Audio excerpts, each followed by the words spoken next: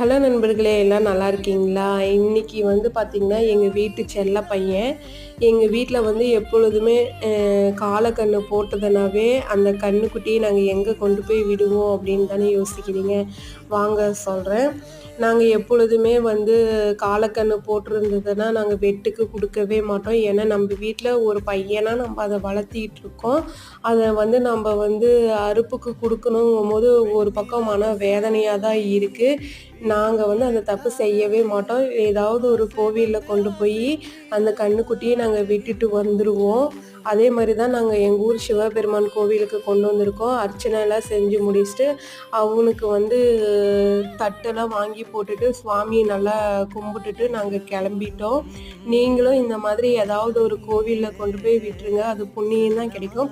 தயவு செஞ்சு யாரும் வெட்டுக்கு குடுக்காதீங்க. அது ரொம்ப கஷ்டம். புடிச்சிருந்தா லைக் பண்ணுங்க, ஷேர் பண்ணுங்க. Thank you.